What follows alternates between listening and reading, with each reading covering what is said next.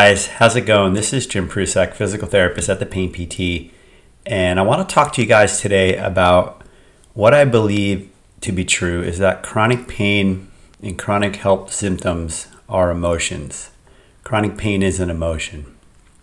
And we think of pain classically being a sensory type thing that indicates physical damage in the body, which can be true with acute problems and can be true for some chronic issues as well.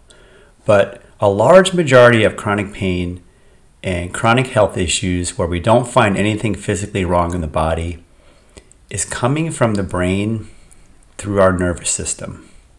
And what we know from the science that's been coming out, it's becoming more and more clear, is that there's the emotional circuitry in the brain that is responsible for chronic pain. Now, if we take the definition of pain, we come back to that, and I've talked about this before, guys.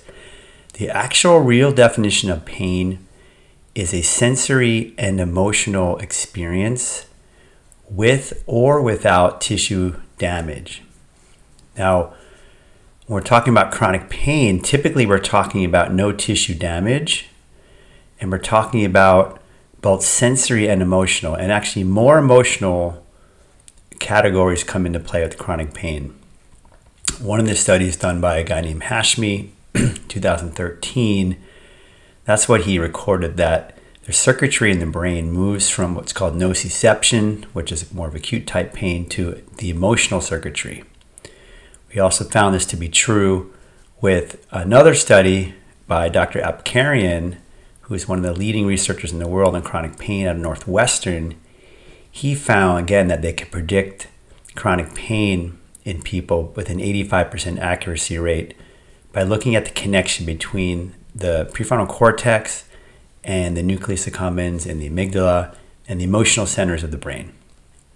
So I'm going to link here a little just article just to kind of show you guys there's been discussion on this. 2020, an article talked about is pain and emotion. And there's still discussion amongst the researchers of how to classify this. And what they're sort of coming to terms with is that there's overlap in the brain with the emotional centers and the physical centers for pain. And that, like I said before, with chronic type issues, it's more about the emotions, and more about the emotional center of the brain, like the amygdala, like we spoke about. Now, if we think of chronic pain as an emotion now, instead of as a physical sensation or just a physical problem, and we just think of it as emotion. Now, how do we deal with our emotions? Okay, we want to feel them, right? We want to feel our feelings. So when you think about pain is a feeling, it's something we feel in our bodies. And I've mentioned this before, a lot of times when people are feeling pain, the pain has a certain sort of context to it, or a certain feeling to it. People say it's burning. People say it's sharp, it's dull, it's radiating, it's pulsing, it's aching, tingling, numb. We use these descriptive words that also describe emotion. Okay, we also describe emotion. And what we know about the brain and pain is that a lot of people with TMS, or what we call neurocircuit pain or psychophysiologic disorder, PPD, is that emotions or stress create physical responses in the body. So we know very clearly from the research, like things like anxiety and depression can cause physical symptoms in the body. Okay, so what I want to impress to you guys here today is that pain, chronic pain, is more of an emotion. And so I want you to think of it that way. And if you think about emotions, how do we deal with emotions? We don't want to suppress or repress emotions. Okay, so if we're trying to suppress or repress our pain, meaning to make it go away or push it down, run from it, creating more fight or flight responses, we're not dealing with the emotion. We're not feeling the feelings. We're not just feeling the pain. Okay, so I want you guys to think about your pain or your chronic symptom or somatic complaint as an emotion and how you would deal with emotions. Now, emotions are also painful, and Dr. Sarno talks about how we have physical symptoms as a distraction from not feeling our feelings. that could be true, but it also could be like we see with alexithymia, that people actually feel more somatic sensory type stuff with emotions in their body. They don't feel very emotional, but they feel symptomatic in the way of physical symptoms. Okay, that's alexithymia. It's emotions coming out physically.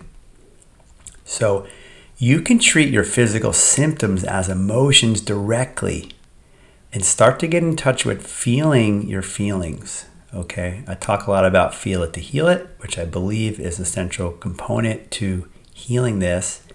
Very similar to pain reprocessing therapy that Dr. Alan Gordon has put out there, is that we're reinterpreting what we feel as not being a problem. Okay, that this is a stress response from your brain that's causing a reaction in your body through emotions, through the emotional centers of your brain, through the amygdala and some of the other limbic centers of the brain. So if you can feel your feelings, and we're going to put pain or any kind of somatic thing that you feel in your body, anything you feel is a feeling. If you can feel your feelings from a mental place that they're not dangerous or threatening, they're just emotions, and we need to feel them through. They're just stress responses. We don't need to do anything about them, but accept them, acknowledge them, feel them from a very open place. What we're doing is we're processing our emotions. We're feeling our feelings. And what we can see is that the pains can start to go down as we feel them. Okay, so this is, again, a different way of looking at it. It's supported by research. It's not quite come out this way yet, but it appears to be true. Going back to Dr. Sarno, and now with the clear science that's coming out, is that chronic pain is more of an emotion than it is just a sensory indication of physical damage. Okay, this is more emotional than physical. And again, how do we deal with emotions? So I want you guys to just think about your symptoms, your pain, your health symptoms as emotions, and how you would deal with emotions. Now, people have a lot of problems with emotions. This is part of the issue, is that people have a lot of problem opening up and feeling their emotions freely, openly.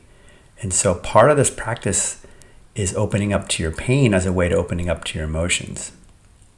So this is just something that I want you guys to put in the back of your head. I want you to rethink about how you deal with your physical symptoms, and that if you're trying to push them away, trying to stop them or fix them, you may be doing the very opposite thing as what you want to do. Just like we don't want to push away or fix our emotions, we just want to feel them to heal them. We want to acknowledge them, we want to sit with them, we want to let them move through us, and then what happens is they stop occurring when we process them. The amygdala settles down, and then these pains, or what we call emotions, will also settle down in the body.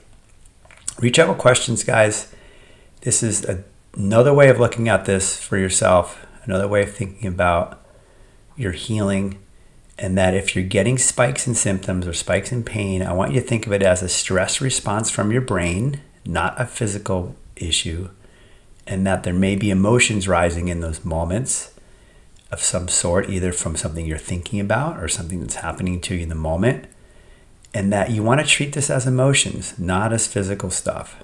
Okay, it's a totally different way of looking at it, and it changes the dynamic of how we treat it. Okay, put your comments, questions. I'll link that one study here, and I hope you guys have a wonderful day. Bye-bye.